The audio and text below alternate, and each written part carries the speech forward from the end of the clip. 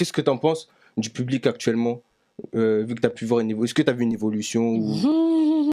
Là, on est dans un moment où le rap, ça fait depuis 2017, on dit ouais, le rap c'est la nouvelle pop, c'est trop cool, on a gagné, ouais, tu vois. Et en fait, on s'est vachement félicité de ça, mais le revers de la médaille, c'est que maintenant tout le monde écoute du rap. Et donc, il y a des gens, ils écoutent du rap toute la journée, ils s'en foutent du rap. Et ça, il faut l'accepter en fait. Ou alors il faut il faut dire on arrête le rap, tu vois. Mais en fait, c'est comme n'importe quel genre qui devient pop. Il y a des gens, ils se disent cinéphiles, ils connaissent rien au cinéma. Mais est-ce que c'est pas une victoire?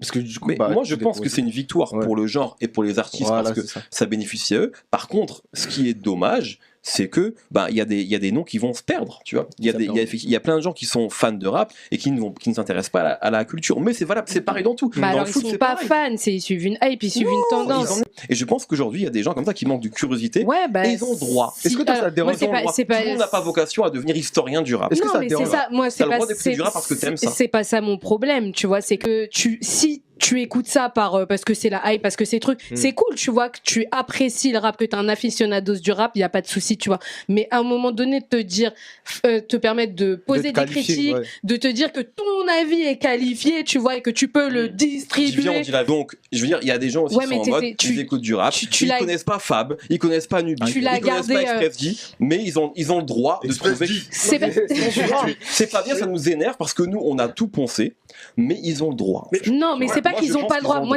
c'est bien mignon de dire ça, tu vois, mais je m'en fous, tu vois, que que t'aies découvert le rap en 2015, machin, mais ne viens pas faire des leçons de morale aux autres quand toi en fait t'as moins de connaissances. C'est juste ça. C'est vrai. Il y a des gens qui peuvent être comme ça en mode tu vois, moi je connais que ça et on est en train d'avoir ça dans le rap. Ouais, mais je pense que ça manque d'humilité, tu vois. Moi, c'est une question d'humilité. C'est quand même quelque chose qui a tendance à se globaliser, un manque de connaissance d'une grande partie de l'histoire du rap, notamment tout ce qui précède 2015, ça a tendance à se globaliser. Les gens comme nous, par exemple, comme la récré, ils sont plutôt rares en réalité. Et je trouve quand même ça dommage. Moi, si tu me demandes est-ce que c'est dommage, je suis d'accord avec toi. Je suis d'accord. C'est quelque chose qu'il faut. Moi, frérot, si t'aimes le rap et que t'as jamais écouté l'école du micro, c'est dangereux pour le rap. Tant pis pour toi, frérot. Je pense que c'est toi qui es dans le faux. Mais la question.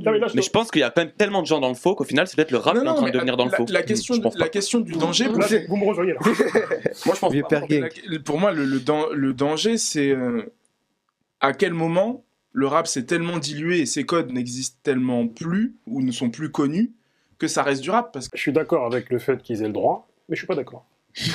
Non, c'est un nouille. Voilà, nouille. Moi, je suis de. Parce que c'est comme tu dis, dans le cinéma, c'est dommage que t'aies pas vu. C'est dommage. Le Parrain. C'est dommage qu'en termes. Mais c'est pas interdit en fait. C'est dommage qu'en termes de films afro-américains, t'aies pas vu Menace to Society. Tout à fait. C'est dans ce cas-là en fait, on peut tous être soumis à un examen en mode, ok, t'as vu Boys in the Hood? Non, mais c'est pas ça. C'est que il y a plein de classiques. Est-ce que tu les aimes? C'est pas ça, mais c'est d'avoir de l'humilité. C'est par rapport à ça, d'avoir de l'humilité. C'est de un moment donné dire quand il y a des trucs, par exemple, déjà, et c'est un truc qu'on a beaucoup de mal à faire en France en général, mais parce que peut-être que déjà dans ce pays, on se prend pour des philosophes H24. Ça aussi, c'est peut-être un peu culturel. Mais c'est de dire juste des fois, tu vois, j'ai pas la réponse, ou je ne sais pas, ou là, tu vois, moi, mes goûts, c'est ça, et c'est pas ça, mais je veux bien entendre que toi, tu t'y connaisses là-dedans, et que toi, t'aies peut-être plus de réponses sur ce coup-là.